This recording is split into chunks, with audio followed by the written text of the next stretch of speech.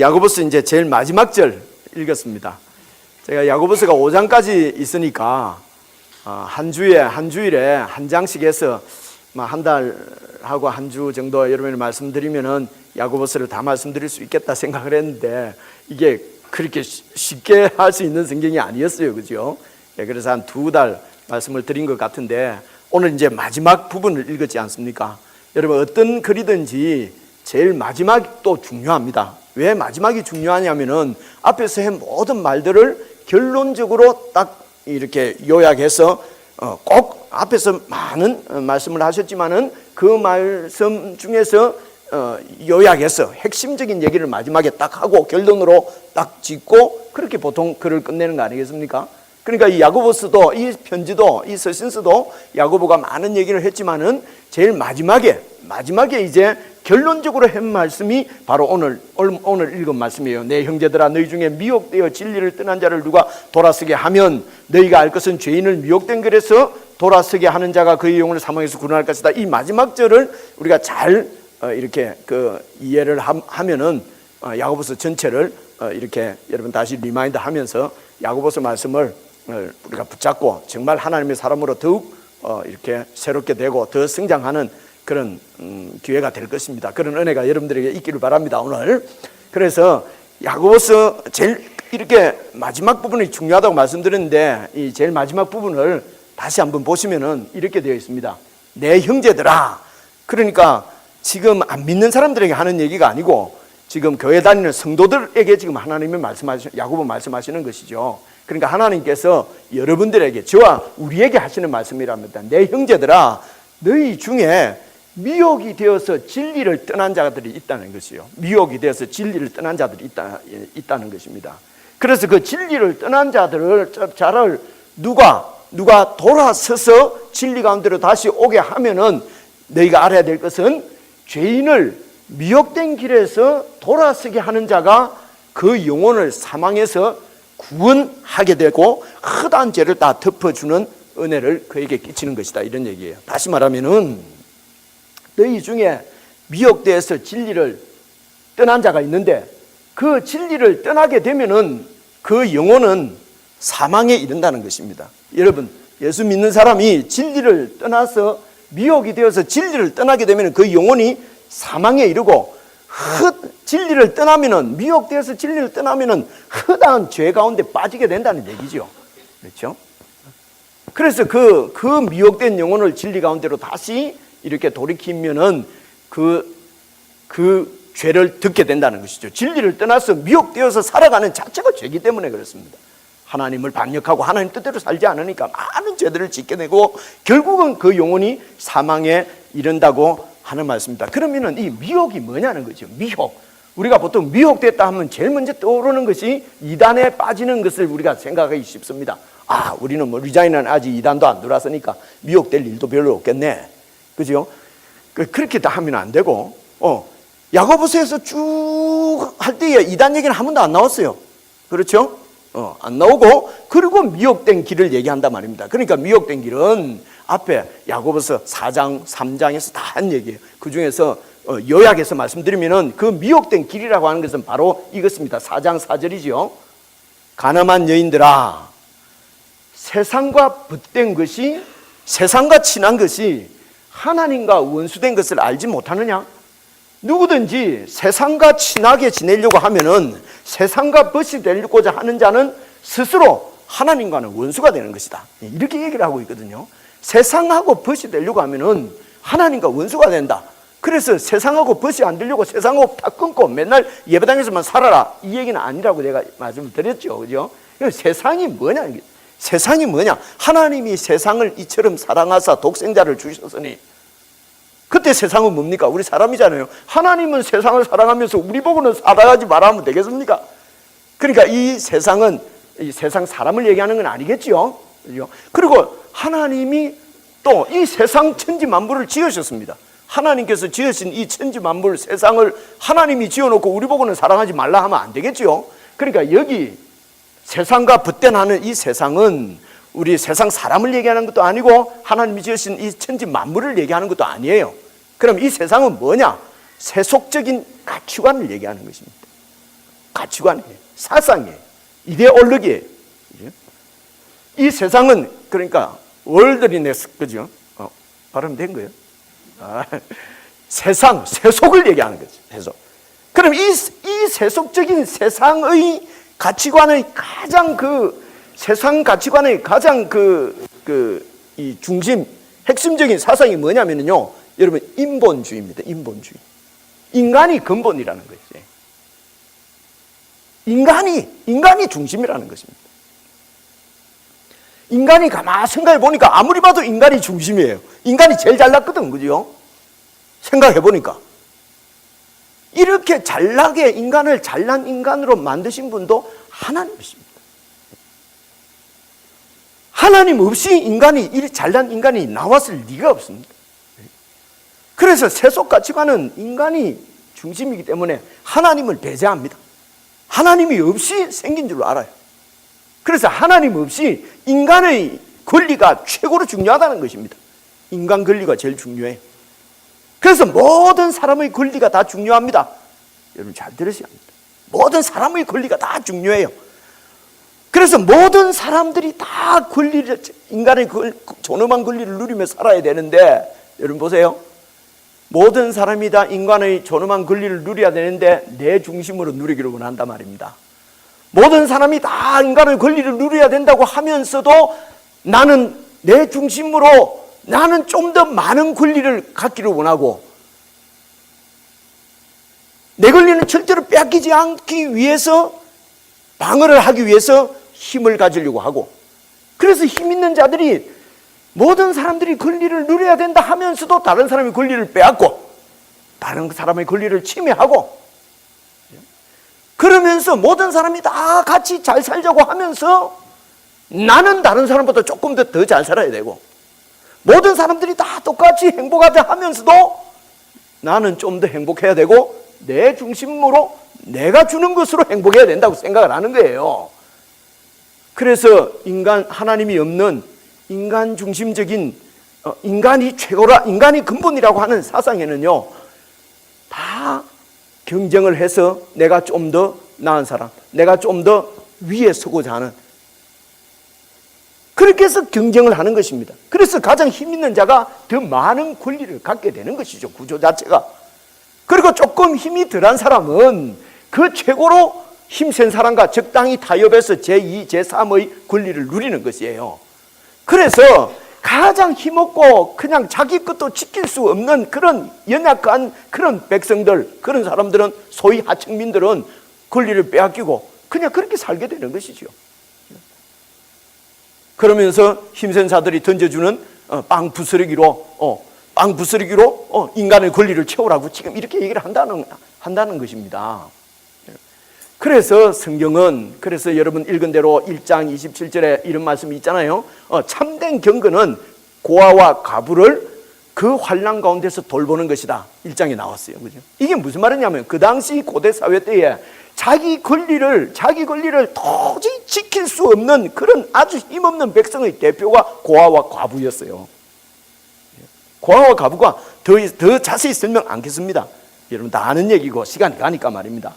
그 고아와 과부를 그 환난 중에 그들을 보살피는 것이, 그들을 돌아보는 것이 진짜 경건이라는 것이죠. 왜냐하면 하나님 나라는 우리에게 있는 모든 것이 다 하나님이 주신 것이기 때문에, 하나님이 주신 건 내 것이 아니잖아요. 왜 하나님이 나에게 주셨습니까? 부족하고 없는 사람들 돕고 섬기면서 살라고 하나님께서 나에게 주신 것이에요. 그래서 하나님의 나라는 내한테 있는 것을 가지고 다른 사람을 섬기고 돕는 것이 하나님 나라예요. 이런 사회를 하나님께서는 만드시려고 한 것입니다. 그런데 이런 하나님을 배제하고 제거해버리고 인간이 중심이다, 우리가 다 행복할 수 있다, 우리 힘으로 행복할 수 있다, 인간의 권리가 제일 최고로 중요하다고 하면서 힘 있는 자들이 힘 없는 자들의 권리를 다 빼앗고, 그래서 더 많이 권리를 갖게 되고 더 높은 자리에 가게 되면은 세상에서는 그 사람을 유능하다고 얘기를 하는 거예요. 그렇죠? 유능하다. 그렇죠? 그래서 이 인본주의적인 세상에서는 많이 가지고 성공하고 부자되고 높은 자리에 가는 것이 최고의 가치입니다. 최고의 가치. 그래서 높은 사람이 되고 더 많은 것을 가지려면 필연적으로 경쟁을 안 할 수가 없는 것이죠. 그래서 경쟁에서 도태되어지면 무능한 사람이 되는 것이죠. 그래서 무능한 사람들은 사람 대접도 못 받고, 모든 인간이 다 권리가 중요하다고 하면서도 없는 사람, 힘없는 사람은 제대로 대접받지 못하는 것이 여러분 하나님 없는 세상이라는 것이에요. 이런 세속적인 가치관, 인간 중심적인 가치관을 갖고 있는 이런 가치관이 교회에도 들어온다는 것입니다. 그래서 교회에서도 다투고 싸우고 시기하는 이유가 뭐냐? 다른 이유가 아니고 세속적인 가치관, 세상과 벗대는 것 때문에 그렇다는 것입니다. 그래서 4장 1절에 이렇게 얘기를 하는 것입니다. 너희 중은 교회 안에서 싸움이 어디서 나오느냐? 다툼이 어디로부터 오느냐? 그것은 너희 지체 중에, 우리 옛 사람 중에 있는 정욕으로부터 싸워서 이기려고 하는 내 중심적인 이기적인 욕심으로부터 나는 것이 아니냐. 야고보가 이렇게 얘기를 하는 것이죠. 여러분, 교회 안에 다툼이 있는 것도 세상 가치관 때문입니다. 그래서 교회 안에서도 부자가 들어오면 어떻게 한다고요? 야고보서 2장에 부자가 들어오면 대우하고 특별 대우하고 좋은 자리에 앉아서서, 가난한 자가 오면은 니는 저게 섰든지 그냥 이렇게 하는 이유가 뭡니까? 이거는 목사님 지난주에 설명 다 해놓고 또 하려고 그럽니까? 그럴 것 같아서 그냥 넘어갑니다. 그죠? 예. 이렇게 부자를 우대하고 가난한 자를 차별하고 하는 이런 모든 것도 다 세속적인 세상 가치관 때문에 그렇다는 것입니다. 사랑하는 성도 여러분, 교회는 예수 그리스도의 피값으로 사셨다고 말씀합니다. 이 말씀은 무슨 말이냐면은, 모든 성도들은 예수께서 십자가에 죽으심으로 그 흘리신 보혈로 우리의 모든 죄를 다 사함받고, 그리고 하나님의 자녀로 입양이 되어지고 하나님의 상속자가 되었다고 믿는 사람들이 저와 여러분 아니겠습니까? 하나님의 상속자라는 말은 하나님 것이 전부 다 내 것이라는 얘기예요. 그렇죠? 하나님 것이 전부 내 것인 이런 하늘의 모든 받은 거 하나도 없는데요. 여러분, 그것은 우리가 세상적인 가치관, 돈 있고 높은 자리 가고 성공하는 그것을 복이고 가치라고 생각하기 때문에, 목사님 그런 말씀 마세요. 나는 하나님께 받은 게 없습니다. 자꾸 이런단 말이죠. 이 세속적인 가치관에서 떠나지 않기 때문에 미혹된다는 것입니다. 미혹된다는 것입니다. 하나님의 자녀가 되고 하나님의 백성이 되고, 오늘 같이 찬양을 부르지만은, 그죠? 갑자기 생각이 안 나요. 404장, 요새는 304장, 그죠? 하나님의 은혜로. 그죠? 내가 믿고 또 의지하는 것은 하나님께서 나를 보호하실 줄, 내 모든 필요를 공급하실 줄 나는 믿습니다. 내가 확실히 압니다. 여러분, 이런 성도들이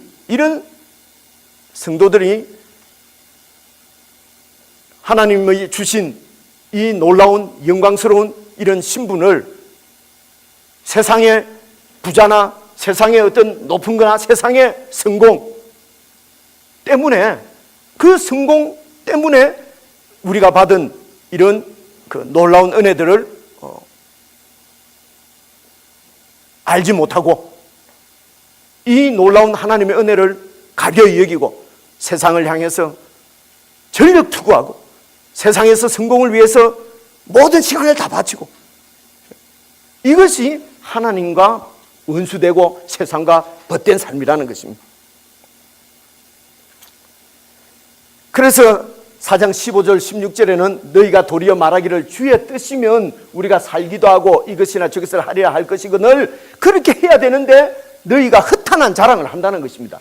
예수 믿는 우리가, 하나님의 아들은 우리가 주님의 뜻을 쫓아서 살지 않고 주님의 뜻을 쫓아서 살겠습니다, 이렇게 해야 되는데 허탄한 자랑을 한다는 것입니다. 세상에 가진 부, 세상에 가진 높은 자리, 성공, 이런 것을 교회 안에 와서 자랑하고, 서로 더 내가 높다, 내가 더 많이 가졌다, 내가 더 부자다 하는 것을 가지고 서로 시기하고 질투하고, 또 부자 되기를 원하는 가난한 교인들은 어디에 줄을 설 것이냐, 줄을 서서 편을 가르고 그룹을 가르고, 이렇게 시기하고 질투하고 다툼을 일으킨다는 것입니다.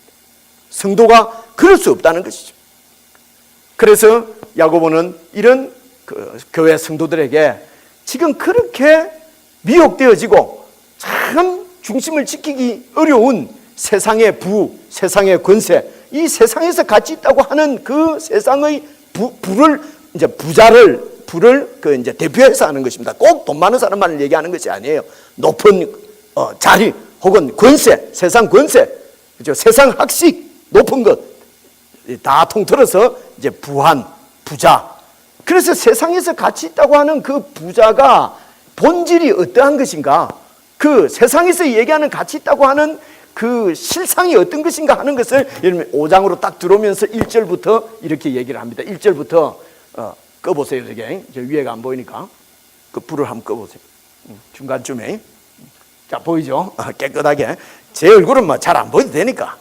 글이 잘 보여야 되니까. 그죠? 이제 이것은 들으라 부자들아. 이거는 예수 믿는 분들 얘기 아니고 세상에서 세속적인 가치관을 가지고 오직 부자가 최고다, 돈이 최고다 하는 사람들 보고 하는 얘기입니다. 들으라 부한자들아, 너희에게 이 말 고생으로 말미암아, 너 부자라고 하지만은 너희에게 이 말 고생으로 말미암아 울고 통곡하라.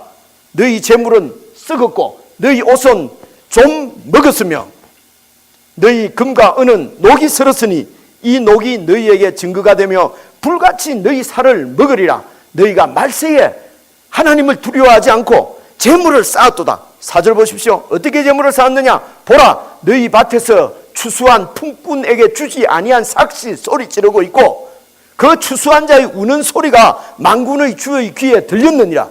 너희가 땅에서 사치하고 방종하여 살육의 날에 너희 마음을 살찌게 하였도다. 너희는 의인을 정죄하고 죽였으나 그는 너희에게 대항하지 아니하였느니라. 지금 이 세상의 부한 자들을 향하여서 야고보는, 성경은 지금 이렇게 말씀을 하고 있거든요. 이 부자들아, 너희들이 어떻게 부자가 됐냐?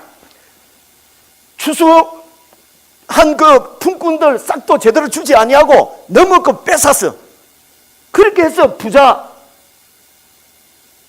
되었지 않느냐? 그 돈을 가지고 사치하고 방종하고 의인도 죽이고. 여러분, 이 말은 이렇습니다. 여러분, 세상에 있는 모든 부자들이 다 이런 불의한 부자라고 할 수는 없지요. 그 중에는 또 뭐 이렇게 정당하게 이렇게 부자가 된 사람들도 있을 것입니다. 야, 목사님은 말이야 부자를 혐오하는 모양이야. 자기 돈이 없어 그런가? 지금 내 얘기하는 게 아니잖아요. 나 성경 읽는 건데 자꾸 목사님이 그랬다 하지 마세요.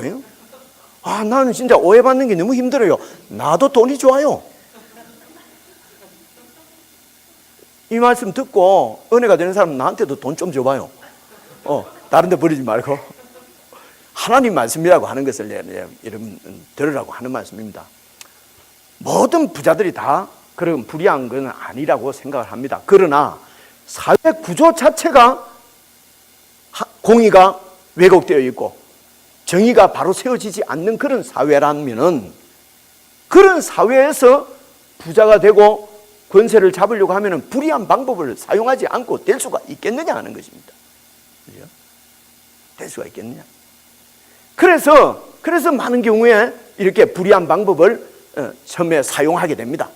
불의한 방법을 사용하게 되면은 양심의 가책도 있고, 이래서는 안 되는데 이런 마음도 좀 들어요. 그런데 이것이 자꾸 반복되게 되면은요, 그냥 그것이 그냥 당연시 돼버린단 말입니다. 당연시 돼버려요. 여러분, 불의한 구조 가운데서, 이 말은 제가 성경 공부하면서 가끔 예를 들지만요, 한국에서 유능한 경리부장은 어떤 사람입니까? 그죠? 장부를 잘 조작하는 사람이 유능한 경리부장 되는 거 아니에요? 동의를 안 하시네. 그죠? 제가 직장에 오래 있었다고 얘기했잖아요. 영업부에 있었다고 얘기했었잖아요. 그래서 세상 돌아가는 거. 자꾸 그 불의를 계속 저지르다 보면은요, 그것이 당연시 돼버려요. 그리고 나중에는 그렇게 불의를 저지르면서 가진 이런 이 재물을, 그런 불의를 정당하다고 우기게 됩니다.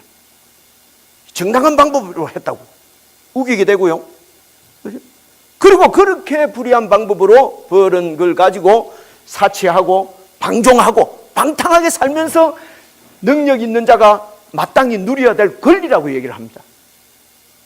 권리라고 얘기해요. 여러분 아직 어려서 잘 모를지 모르겠는데요, 제가 다 들은 소리 하는 것입니다. 적어도 나는 이 정도 누려도 되지 않겠습니까, 목사님? 이런다니까요. 그리고 사치하고 방탕하고, 그리고 그 가진 권세와 가진 돈을 가지고 더 큰 불의를 행하고, 그것이 잘못됐다고 지적하는 의인들은 정죄하고 죽여버립니다. 그죠? 이게 세상의 부의 실체라고 얘기를 하는 것입니다. 그래서 하나님의 은혜로 구원받고 하나님의 자녀가 된 하늘의 복을 이미 상속받은 성도들이 이런 불을 동경하고 이런 불을 뭐라고 해야 되죠? 간절하게 소망하고, 그래서 부자 앞에 서면은 그저 스스로 작아지는 내 모습, 초라해지고 이런다면은 영광의 주님을 믿고 있는 우리의 믿음이 진짜냐는 것입니다. 야고보서는 진짜 믿음을 얘기합니다. 정말 우리가 하나님의 자녀, 영광스러운 하나님의 자녀가 되고 하나님의 백성이 됐다고 하는 것을 정말 믿고 있느냐는 것입니다. 정말 하늘의 복을 받은 사람들이 참으로 하늘의 복을 아는 사람이라면은 이 세상 썩어지고 없어지고 혹은 불의한 방법으로 모을 수밖에 없는 이런 불을 그렇게 그리워하고 좋아하고 비참해지고 부자 앞에 서면 그럴 수는 없다는 것입니다. 여러분, 성도는 무엇입니까? 그리스도인은 야고보서 1장 18절에서 우리가 읽었지 않습니까? 그가 피조물 중에서 우리로 한 첫 열매가 되게 하시려고 자기의 뜻을 따라, 성도는 진리의 말씀으로 태어난 사람입니다. 하나님께서 진리의 말씀으로 우리를 태어나게 하신 거거든요. 말씀으로 태어났기 때문에 이 말씀을, 우리가 진리의 말씀을 떠나게 되면은 하나님의 아들, 하나님이 우리를 태어나게 한 정체성을 부정하게 됩니다. 그리고 진리의 말씀으로 태어난 하나님의 사람들이 진리를 떠나게 되면은 암흑 그 자체입니다. 갈 길을 알지 못하는 것이죠. 그래서 세상에 미혹되는 것이죠. 결국은 하나님과 원수된 길을 가다가 영혼의 멸망에 이르게 된다는 것입니다. 그래서 진리를 떠나서는 안 된다는 것이죠. 미혹되어서 진리를 떠날 수도 있는데 그 미혹이 뭐냐면 세상 가치관이라는 것입니다. 세상 가치관을 쫓아서, 세상을 쫓아서 미혹되어서 진리를 떠나게 되면은 영혼의 멸망이라는 것입니다. 그래서 말씀을 붙잡고 살아야 된다. 진리의 말씀대로 살아야 된다. 근데 진리의 말씀대로 사는 것이 이게 쉽지가 않습니다. 이 세상에서요. 그죠? 목사님 뭐 말하기는 좋은데 그게 제대로 됩니까? 안 되지요. 그래서 야고보는 이렇게 얘기를 합니다.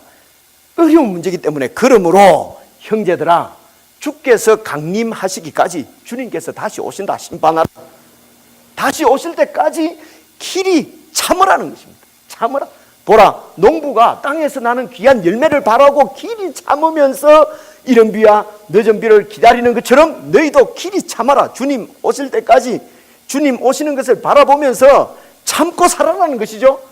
그래서 마음을 굳게 해서 세상 가치관에 자꾸 미혹되지 말고 마음을 굳게 하고 진리의 말씀 붙잡고 길이 참고 살아라. 주님이 곧 오실 것이니까, 이제 이렇게 되어 있는 거지요. 그래서 그리스도인들은 어찌 보면요, 참고 견디는 삶이 그리스도인의 삶일 수 있어요.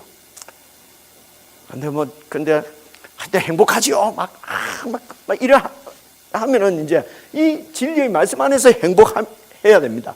세상 것 때문에 행복한 것이 아니라 말입니다. 여러분, 그죠? 그래서 주의 강림이 가깝기 때문에 진리의 말씀을 붙잡고 길이 참으라는 것이죠. 이렇게 참으면서 어떻게 살아야 되느냐, 어떻게 참고 기다릴 수 있느냐, 이렇게 되어 있습니다. 그 바로 밑에 보면은 13절에 너희 중에 고난당하는 자가 있느냐, 그는 기도할 것이요, 즐거워하는 자가 있느냐, 그는 찬송할지니라. 잘하는 말씀이잖아요. 이 말씀은 핵심이 이겁니다. 고난 받을 때 기도하라는 것입니다. 그 고난 때문에 하나님이 없는 것처럼 그냥 좌절하고 낙심 말고 그냥 진리의 길을 버리고 미혹된 길로 가지 말고 하나님께 기도하라는 것이죠. 이것은 하나님을 의식하라는 얘기죠. 하나님의 임재를 믿고 하나님의 임재 가운데 거하라는 것입니다. 즐거운 일이 있을 때는 찬송하라는 거예요. 즐거운 일은 어떤 즐거운 일입니까? 잘 될 때, 잘 풀릴 때, 그때 또 끄떡거리면서 내 자랑하지 말고, 하나님의 도우심이 아니고 내가 잘해서 그런 거 이루어낸 것처럼 그렇게 생각하지 말고 하나님께 찬송하라는 것이죠. 하나님의 은혜로 이루어진 즐거움이라고 믿고, 그래서 고난을 당할 때나 즐거운 일이 있을 때나 하나님을 의식해야 된다는 이런 뜻입니다. 하나님은 늘 우리와 함께 하십니다. 함께 하십니다. 근데 왜 하나님이 우리를 떠났다고 생각되느냐? 내 문제거든요. 내 문제. 그래서 하나님의 임재를 우리가 알 수 있도록, 우리가 그 하나님 임재 가운데 거할 수 있도록, 우리가 왜 찬송 부를 때 성령님 오시옵소서 이러잖아요. 부르면서 약간 이상하지 않습니까? 이미 성령님 우리 옆에 와 있는데 뭐 또 성령님이 오소서 환영합니다. 이상하지 않습니까? 이거는 언어적인 표현입니다. 성령님은 우리 가운데 있는데도 우리가 마음이 닫혀 있고, 우리가 하나님에 대한 의식이 없고, 우리가 미혹되어서 어두운 가운데 있을 때는 하나님이 없는 것처럼 느껴지니까 주님 오십시오 하는 것은 멀리 간 주님이 오신다기보다도 주님을 멀리 떠나 있는 내가 하나님께로 가겠다고 하는 고백의 표현이란 말입니다. 아시겠죠? 그죠? 그래서 이 말씀은 늘 하나님의 임재 가운데 있으라는 것입니다. 하나님의 임재, 하나님을 늘 의식하고 기억하고, 어려운 일이 있으면 하나님께 말씀드리고, 그렇죠? 즐거운 일이 있어도 하나님께 감사를 드리고. 그런데 말이죠, 우리가 참 어지간한 어려움이 있어도 하나님 앞에 무릎 잘 안 꿇잖아요. 그죠? 또 괜히 내만 또 여러분은 조금만 어려워도 다 주님한테 가는데, 그죠? 우리가 어떻게든 반인지 어지간한 어려움이 와도 하나님 앞에는 안 나갑니다. 끝까지 버팁니다. 그죠? 이게 고집이죠. 하나님의 임재가 이렇게 해서 이게 미혹되어 있기 때문에 그렇습니다. 하나님에 대한 임재에 대한 믿음이 없기 때문에 그런 것이죠. 이렇게 되면은요, 조금만 좋은 일이 있고 내가 잘한 일이 있으면요, 다 내 자랑입니다. 아시겠죠? 그죠? 이게, 그래서 하나님께 기도하고 찬송하는 것이 쉬운 일이 아닙니다. 하나님 임재가 다 경험되어지지 않으면은 이게 참고 견디고 믿음 생활하기가 어렵다는 것이죠. 그렇기 때문에 기도하고 찬송하는 것은 훈련이 필요합니다. 그냥 우리만 놔두어 가지고는 기도하고 찬양하고 되지가 않아요. 그래서 하나님이 교회를 세우신 줄로 믿으시길 바랍니다. 그래서 교회 안에서 우리가 찬양하고 기도하는 것입니다. 하나님의 말씀을 듣는 것입니다. 이것을 예배라고 합니다. 예배가 무엇입니까? 그것은 하나님의 임재 앞에 나와서 하나님을 섬기는 것이거든요. 예배하는 것이거든요. 그러므로 이것이 바로 고난당하는 자가 있느냐 기도할 것이요 즐거운 자가 있느냐 찬송할 것이니라. 이런 하나님의 임재 가운데 거하기 위해서는 여러분 교회의 예배 가운데서 하나님의 임재를 강하게 경험하셔야 됩니다. 예배 가운데서 하나님의 은혜를 체험을 하셔야 됩니다. 그렇죠? 그래서 내가 예배 맨날 오잖냐? 근데 목사 네가 시원찮으니까 은혜가 안 오잖아 라고 하면 여러분들은 영원히 하나님의 은혜를 받지 못합니다. 그래서 예배에 하나님의 임재가 강한 임재가 있도록 예배를 위해서 여러분 기도하셔야 합니다. 그 예배를 인도하는 하나님의 사람들을 위해서 기도하셔야 합니다. 찬양 인도자를 위해서 기도해야 됩니다. 그죠? 너무 노래가 났다. 이래가지고는요, 평생 여러분 하나님 임재를 경험하지 못합니다. 그러면 고난당하는 자가 있느냐? 단순히 성경에만 있는 얘기예요. 단순히 성경에만 있는 얘기. 그죠? 예배를 중요하게 여기셔야 합니다. 예배는 하나님의 임재를 공동체가 함께 누리고 나아가고 영광을 돌리는 겁니다. 근데 세속적인 가치관, 세상의 가치를 두고 있으면은 세상의 성공을 위해서 예배를 등한시합니다. 가슴 아픈 일이 미혹됩니다. 예배 가운데서 하나님의 은혜, 하나님의 임재를 경험하고 그리고 삶 가운데서 늘 살아계신 하나님 앞에 우리가 살아가는 것이 바로 예배자의 매일의 삶이라는 것이죠. 월화수목금토 주일 우리는 다 예배자로 삽니다. 그러나 이 예배자로서의 능력은 여러분 공동체 예배 가운데서 나오는 줄 믿으시길 바랍니다. 주님을 경험하고 의식하고 만나고 그리고 그 주님과 함께 살아가면서 주님 오실 때를 기다리는 것이죠. 그래서 미혹되지 않도록. 그래서 13절 바로 뒤에 14절에는 이렇게 말씀하거든요. 14절을 보십시오. 너희 중에 병든 자가 있느냐? 그는 교회의 장로들을 청할 것이요 그들은 주의 이름으로 기름을 바르며 그를 위하여 기도할지니라. 너희 중에 병든 자가 있느냐? 우리는 뭐 병든 자가 별로 없잖아요, 그죠? 이 병든 자 아닙니다. 봐보세요. 다음 절 보면 알 수가 있는데 여기는 제 말을 듣고 우리가 성경 공부에서 다 배웠잖아요, 그죠? 이 병은 영혼의 병입니다. 미혹돼서 지금 세상에 미혹돼서 세상을 따라가는 그래서 지금 하나님에 대해서는 영적으로 지금 병이 들어있는 이 상태를 얘기하는 거예요. 그는 교회의 장로들을 청할 것이요 장로들은 주의 이름으로 기름을 바르며 그를 위하여 기도할지니라. 기름 바르며. 이 말씀 그대로 해서 지금 여기 이 캐나다 교회도 늘 여기 기름이 있거든요. 그리고 여러분 어디 아프면은 목사님이 기름 바르면서 나라 이라거든요. 이건 오래전에 있었던 신학이 지금 계속 그것도 맞고요. 그것도 맞고 지금 제가 여러분들한테 기름 바르고 하지는 안 하잖아요. 그래서 이것은 잘 봐보십시오. 기름은 대개 성경에서는 성령님을 얘기해요. 예수님께서 이 땅에 계실 때에 여러분 마태복음 사복음서에 보면은 많은 병자들을 고치셨어요. 고치실 때에 그 고친다고 하는 것은 하나님 나라에 적합한 사람으로 고친다는 뜻이라고 성경 공부 때 말씀을 드렸습니다. 하나님 나라에 적합한 사람으로 고치는 것이에요. 병을 고치는 거예요.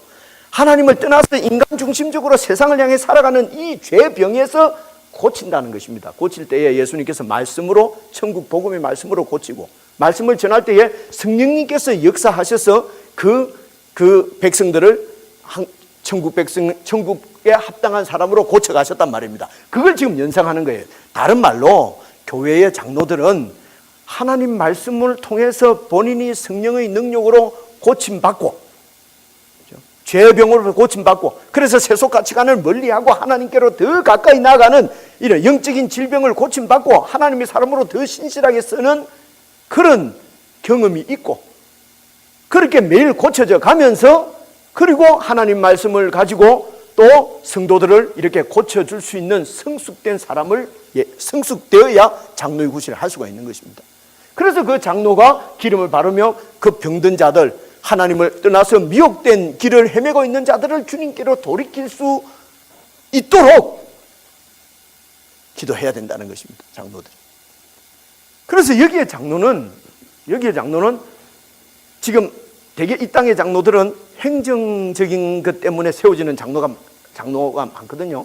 그 행정적으로 세워지는 장로라 하더라도 사실은 이런 장로의 역할을 할 수 있는 사람들 중에서 세워져야 되고 굳이 타이틀이 아니더라도 여러분들 중에 여러분 부모님들 자녀들을 충분히 그렇게 하나님의 사람으로 말씀을 통해서 고칠 수 있는 성숙된 부모가 되어야 한다는 것입니다.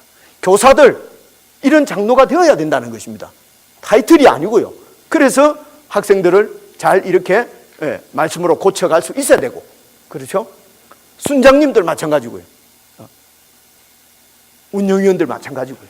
그 타이틀이 아니죠. 그래서 우리는 교회를 위해서 기도할 때에 목사와 또 장로와 이런 교회의 지도자들이 운영위원들이 그리고 우리 모두가 정말 하나님 말씀을 통해서 병을 고침받고 죄병을 고침받고 그리고 또 다른 사람들을 도와서 미혹되어서 세상을 향하는 그런 마음들을 위해서 기도해서 정말 하나님께로 돌이킬 수 있도록 해야 된다는 말씀이죠. 그게 교회라는 것입니다. 그래서 하나님이 교회를 세우시는 것이죠. 다음 절 봐보십시오. 그러므로 너희 죄를 서로 고백하며 병 낫기를 위해서 서로 기도하라. 병 낫기를 위해서. 뭐 그 당시에는 뭐 병든 사람이 막 큰 번 했습니까? 제너럴 그 뜻이 아니죠, 그죠? 이 병은 다 하나님 앞에 바로 서지 못하는 세속 가치관 때문에 세상으로 끌려가는 이 죄병을 얘기하는 것입니다. 그래서 의인의 강구는 역사하는 힘이 큼이니라. 시간이 많이 갔습니다. 많이 갔는데 이것만 설명하고 마쳐야 되겠어요. 의인의 강구는 역사하는 힘이 크다. 우리가 어떻게 기도해야 역사는 힘이 크냐? 그 다음 줄 봐보세요.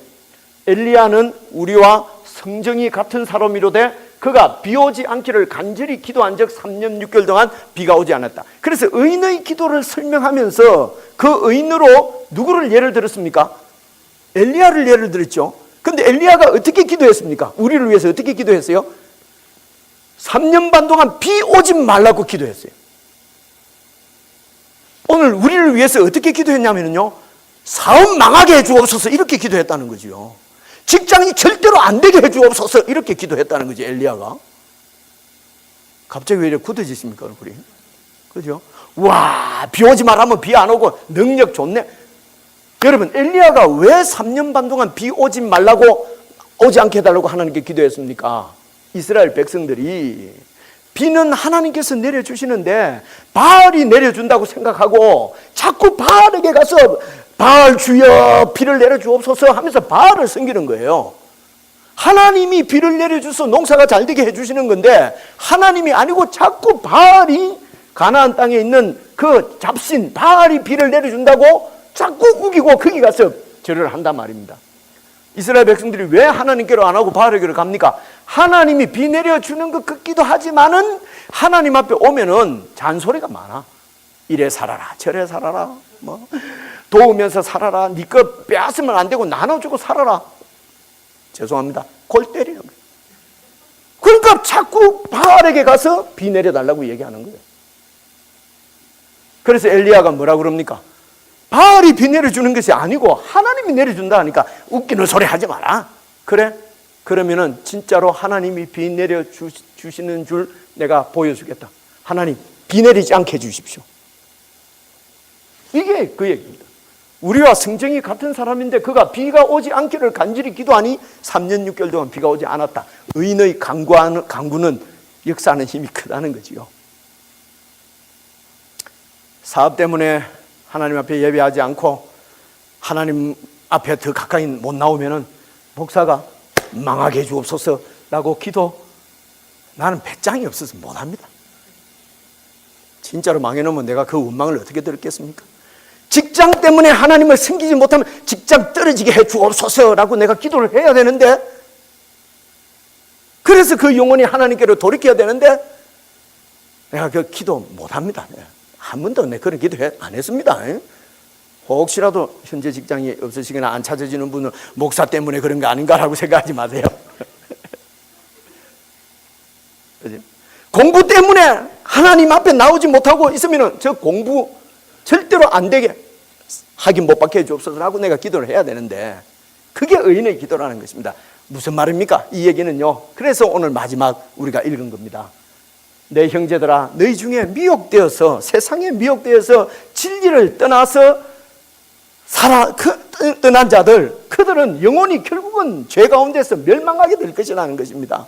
이들이 주님 앞으로 돌아올 수 있도록 해야 된다는 것이죠. 그죠? 이런 믿음을 가질 수 있도록 서로 병 낫기를 위해서 기도하며 서로 돕고 서로 섬기면서 함께 하나님 앞으로 나아가야 된다는 것이죠. 사랑하는 성도 여러분, 야고보가 마무리하면서 지금 얘기하는 것은, 안타깝게 얘기하는 것은 절대로 세상에 미혹되어서 하나님과 원수된 길 가지 말라는 것입니다.